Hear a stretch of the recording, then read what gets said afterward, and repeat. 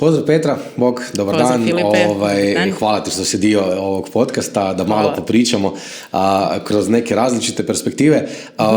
Ono što me na početku zanima, šta te motivira, veseli, inspirira u tvom kako privatno, tako poslovno. To su onako dosta važne teme nama za ovaj projekt, pa evo, htio bi čuti što tebe točno to veseli, inspirira. Pozdrav Filipe, hvala na pozivu.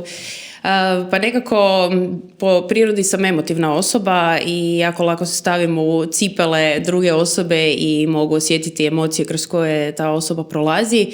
Jednostavno taj altruizam, želja da pomognem nekome drugome je u biti glavna misao vodilja i kroz privatan, a i poslovni život.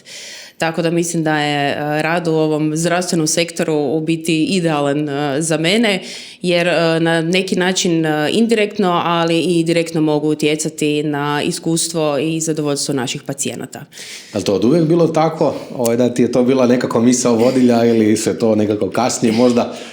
Pa iskreno, misao vodilja je, to je da mogu zahvaliti mojim roditeljima koji su od rane dobi mi to usadili.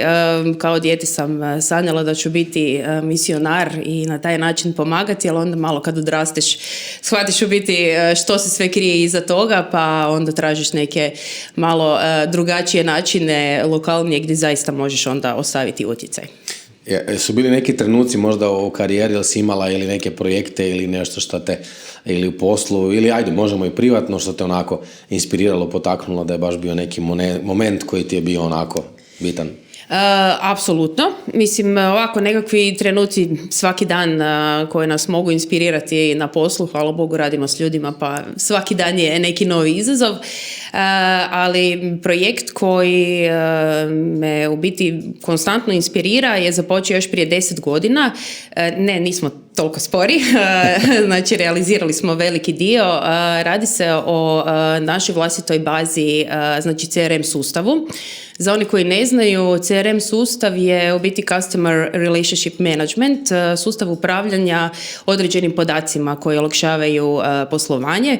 Prije svega, znači, to su podaci o našim klijentima, pacijentima i naravno onda dodatno još poslovanja što se tiče ovog medicinskog segmenta, komercijalnog, dakle u sustavu imamo naše račune, vodimo kadrovske podatke i imamo znači mogućnost vrlo brzo i efikasno potražiti informaciju, pružiti u našem internom i naravno eksternom klijentu.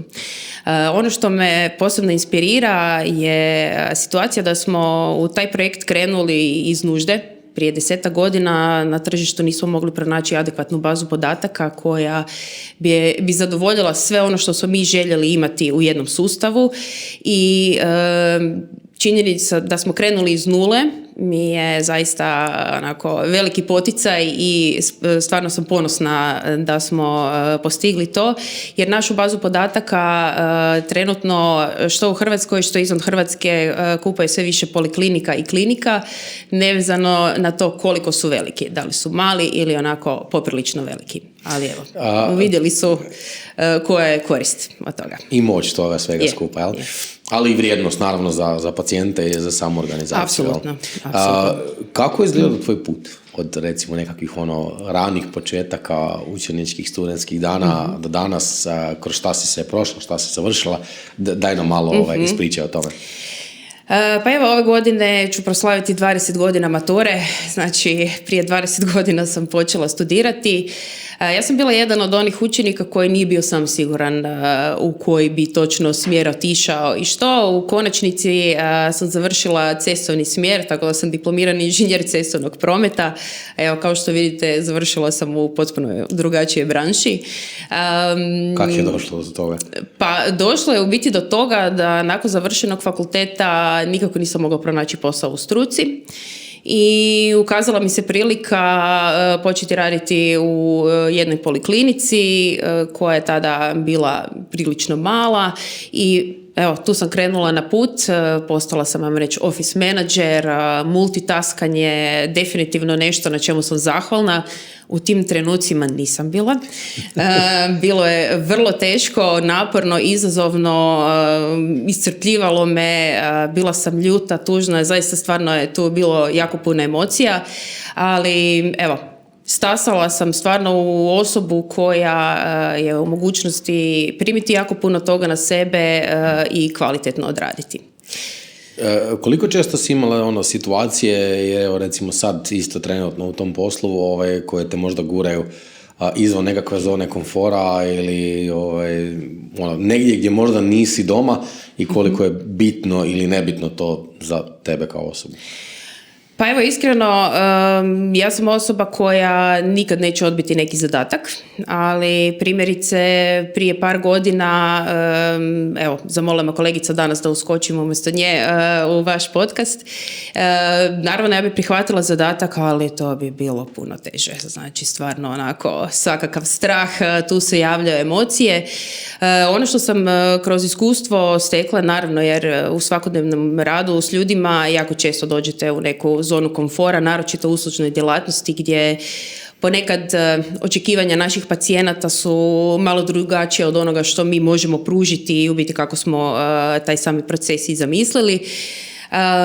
Tako da izlazak iz zone komfora je nešto što nas svakako potiče na rad i evo sad više se veselim takvim izazovima nego ranije. Naravno, uvijek je doza straha prisutna, ali sad ipak imam bolje alate i znam što me čeka na kraju, a to je onako jedna nagrada. Tim, jel? Da, tako je. Sad, ajmo probati objasniti jako mladoj osobi, tipa 5-godišnjaku, šta ti to točno radiš? Mm-hmm. Što je tvoj posao? Moj posao? Pa evo, kako bi mu to objasnila? Primjerice, zamisli jedan dućan. Ti si došao u taj dućan jer imaš neku potrebu. A gdje si saznao za taj dućan? Iz medija. Kad uđeš u taj dućan, vidiš da su police poslagane, sve ti je jasno. Ako ti zatreba neka pomoć, imaš osobu koju se možeš obratiti i pitati ju. Hodaš kroz taj dućan i u biti u košaricu ubacuješ ono što je tebi potrebno. Prolaziš, znači, jedan taj put od same potrebe, javljanja i onda u konačnici zadovoljenja neke svoje potrebe. Ja znam da bi to njemu bilo jako teško za shvatiti, ali evo, ja trenutno imam jednog 3-godišnjaka koji jako brzo kapira, pa nadam se da bi možda 5-godišnjaku to uz određena potpitanja koja sam, vjerujem, da bi ih imao za mene, uspjela ipak dočarati.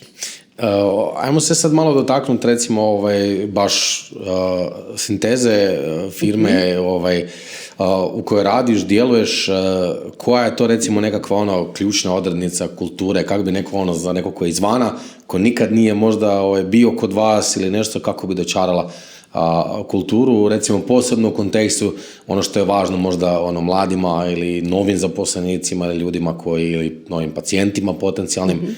Šta to čini vašu organizaciju drugačijom od drugih? Svakako timska suradnja. Kad kažemo timska suradnja, to je onako prilično širok pojam. Timska suradnja nije samo to da ste spremni i otvoreni surađivati s kolegama. Ok, svi smo svjesni da moramo sudjelovati i komunicirati sa drugim odjelima i kolegama da bismo odradili kvalitetno posao. U toj timskoj suradnji mi jako smo orijentirani prema kulturi feedbacka. Dakle, pozitivan feedback je nešto što zaista njegujemo i ono što u biti u konačnici i nas motivira i daje nam nekako zadovoljstvo kad pohvalimo kolegu ili kolegicu, wow, svaka čast, evo, ovo si riješila, znači ja sam tu 7 dana, nije mi uopće palo na pamet doći do tak nekakvog rješenja. Također napravili smo znači takvu kulturu da je korektivni feedback poželjan. Znači želi ga dati i primjerice voditelj tima ili netko iz uprave, a i sam naš zaposlenik ga želi primiti. Jer način na koji dajemo taj korektivni feedback je uvijek pozitivan. Znači bilo ko od naših voditelja ili uprave uvijek kreće iz te pozicije, ok, što sam ja mogao napraviti bolje da bi ti mogao odraditi svoj zadatak. Da li je to da ti fali neki alat ili možda nismo dali jasne upute i na taj način prvo pristupamo tome. Ako vidimo da osoba možda ne zna najbolje organizirati vrijeme ili zaista fali joj neka određena kompetencija, onda idemo u edukaciju, puno više se trudimo i na taj način potičemo osobe i naše zaposlenike da su sretni i da uspiju odraditi taj zadatak. Kako bi neko mogao procijeniti, recimo, imali fit sa vašom firmom, organizacijom, koji je možda nekakav tvoj pristup bio isto kad si te kretala? Kako znati, jel nešto za tebe ili nije?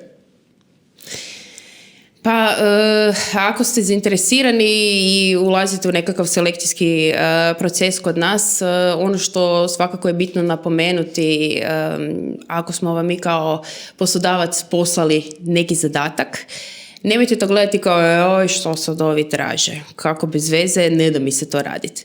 Mi to radimo iz razloga, svjesni smo da je to nama dodatnog posla, ali i znamo zašto radimo. Upravo iz tog razloga da bismo isfiltrirali neke kandidate koji možda i nisu 100% fit već na prvu, neće se možda ni potruditi da bi uopće došli na taj drugi korak koji je intervju kod nas.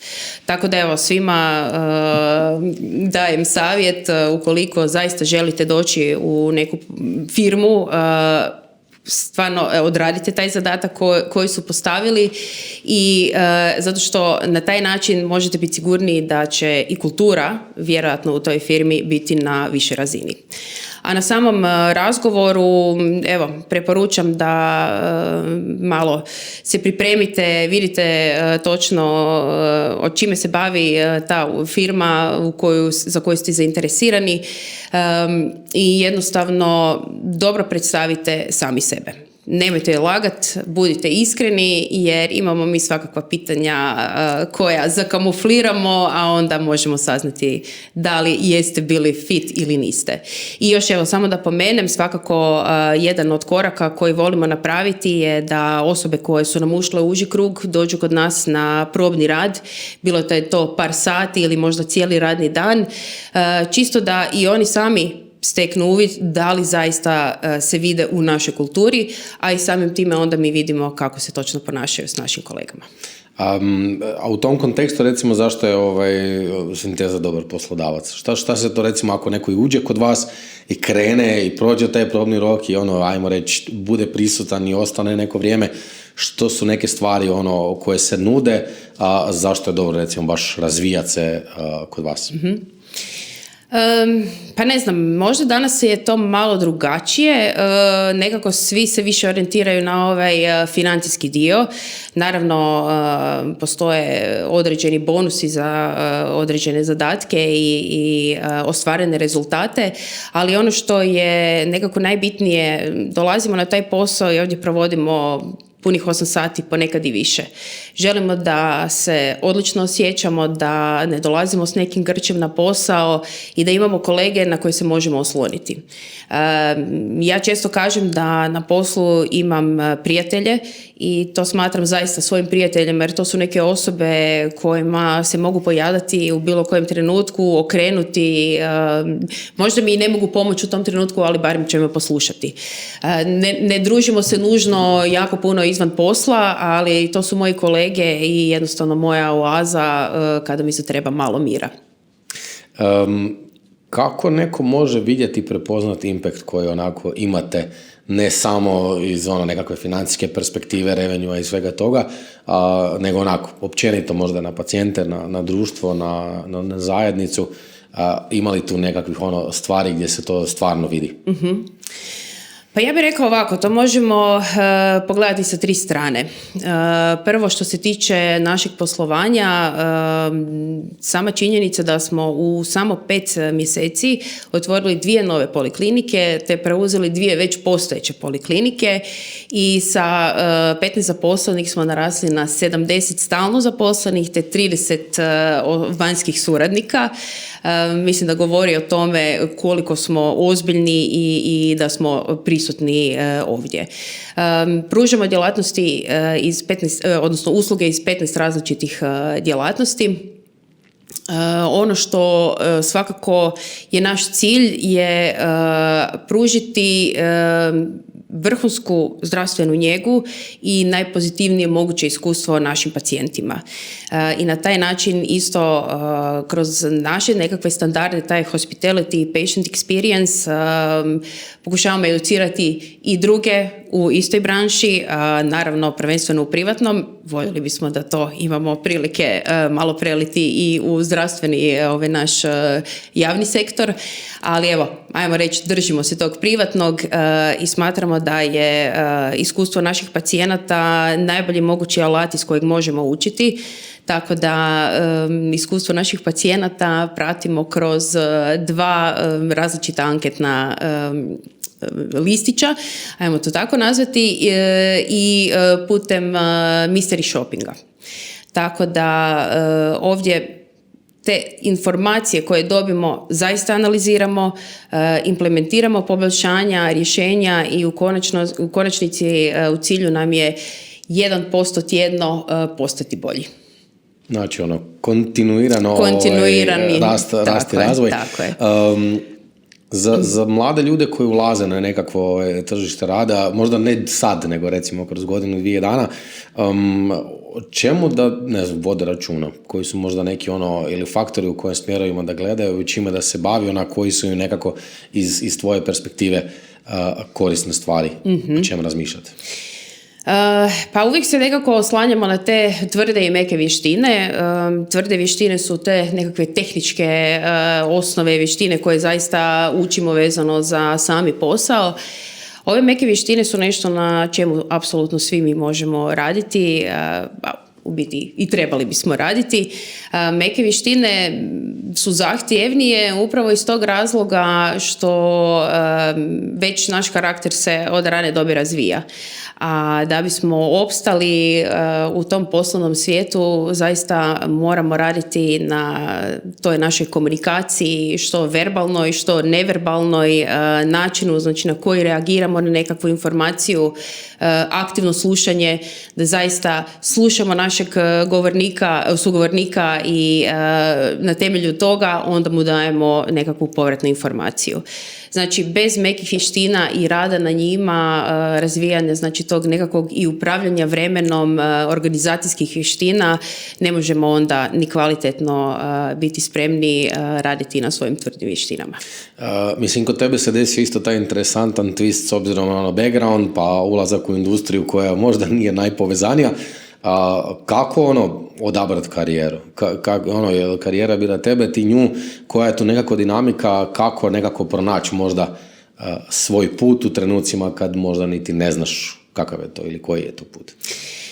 Pa evo, svakako bih preporučila studentima da traže određene studentske poslove i da kroz to isto stječu različita znanja, ipak na taj način će proći i različite branše i ipak nekakvo iskustvo steći. Sad što se tiče same karijere, pa evo, morate težiti tome da radite nešto što vas zaista uveseljava, a ne ok, sad to moramo odraditi.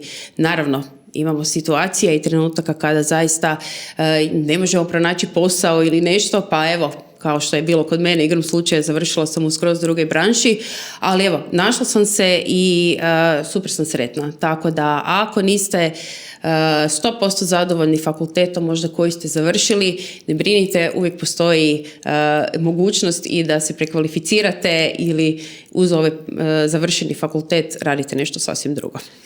Sad, koji mindset, recimo, je pristup promišljanju, znači kad ljudi kreću u taj nekako razvoj i ulazak u taj karijerni put ili nešto, ono što se cijeni kod mlađih kolega ili šta se recimo posebno obraća, na što vi možda obraćate pozornost kod rada sa mlađim kolegama, opet o čemu da vode računa i u šta da ulažu? Sad, ajmo reći da se tu malo javio neki generacijski sraz. Prije smo mi na sam intervju pristupali tako da smo stalno gledali što mi možemo ponuditi poslodavcu. To se sada malo promijenilo, pa ispada da poslodavac je taj koji u biti mora na neki način prizvati i zadržati kompetentnu osobu. Naravno, zadržati kompetentnu osobu je svakako cilj svakog poslodavca, ali ono što smo primijetili da mladi kolege dolaze onako sa drugačijim mišljenjem nego što imamo mi stariji i jednostavno možda ne žele uvijek prihvatiti neki zadatak koji im poslodavac da pod izlikom, ali to nije u opisu mog posla. Čisto da budu otvoreni i ipak malo fleksibilniji, jer poslodavac isto dobro zna zašto daje neki određeni zadatak, a upravo na taj način možete vidjeti što vam odgovara, kako se možete razvijati, svakako steći neko novo iskustvo. Kod nas je u firmi jedna pozitivna atmosfera i odlično je to što ako, na primjer, osoba kod nas počne raditi na recepciji, a pokaže afinitete i želju, sposobnosti, znači da se prebaci primjerice u odjel marketinga, apsolutno. Mi smo voljni i spremni educirati osobu i prebaciti je negdje gdje ćemo još bolje moći iskoristiti njen potencijal. Za one možda koji već sad gledaju prema vašoj industriji ili možda prema već poliklinici Sinteza, imate li možda neki savjet ovako za njih, kako to sve skupa izgleda jednom kada dođu ili na šta da moraju biti spremni? Mislim da moraju biti spremni na to da se naročito privatni sektor u zdravstvu sada jako razvija. Sve više konkurencije i moraju biti opet sposobni pratiti. Stalno je naglasak na taj patient experience i hospitality i tu zaista moramo svako malo tražiti nešto novo kako bismo podignuli taj standard usluge. A upravo samim time što razvijamo i radimo na tim našim mekim vještinama, to je zaista nekakva uputa koja bi onda mogla biti korisna. Kad smo već kod tih vještina, imaš li nešto što je onako, misliš da će biti bitno recimo i za tebe osobno ili za ostale kolege dalje u budućnosti, neka stvar koja bi htjela možda razviti, za koju smatraš da će onako, da bez nje nećeš moći recimo 5, 10, 15 godina down the line? Pa što se tiče same digitalizacije, ali sve nam se danas brzo mijenja. Sada, nešto što smo saznali prije 6 mjeseci, neka nova istraživanja su pokazala da je sad to apsolutno neka druga priča, nekakvi drugačiji rezultati. Tako da ja sam svjesna da svi pratimo i jednostavno moramo na taj način ubrzano se razvijati, ali opet naglasak je upravo na tim mekim vještinama, komunikacija i jednostavno cjelokupni taj proces kako se ponašati u nekakvoj organizacijskoj poslovnoj kulturi, mislim da je cilj. Što se tiče mene same, trenutno sam na rukovodećoj poziciji, ovdje ima uvijek puno prostora i jednostavno ako želiš biti lider i vođa moraš pokazivati svojim primjerom. Ono što meni recimo je malo teže i na čemu jako puno radim je delegiranje zadataka. Ja uvijek idem onako, pa mogu to i ja odraditi. Nema veze što imam još 80 drugih zadataka. Opet to nije fair niti prema kolegama koji su voljni i željni i dođu, molim te Petra, ajde, vidim da goriš, dođi, ja mogu stvarno odraditi taj zadatak. Znači, moram jednostavno njima prepustiti zadatak, naravno voljeti ih, biti tu uz njih, a na taj način ću im onda pomoći i da se oni razviju. I za sam kraj, neka zadnja, finalna poruka za sve mlade studente koji ili gledaju prema vama ili općenito žele se uključiti u rad na nekakvim ovakvim inovativnim projektima. Pa svakako bi rekla što više znaš, to više vrijediš. Ulažite u svoje znanje, razvijete svoje vještine, ne morate nužno plaćati neke edukacije. Evo danas zaista na tržištu se nudi što od samih videa, knjiga. Evo, razvijete se, radite, budite spremni raditi. Nemojte misliti da samim time što ste završili fakultet jednostavno trebate dobiti neku određenu plaću.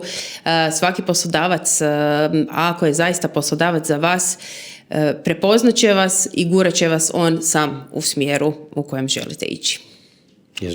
Hvala ti, Petra, što si bila dio ovog podcasta. Hvala, Filipe.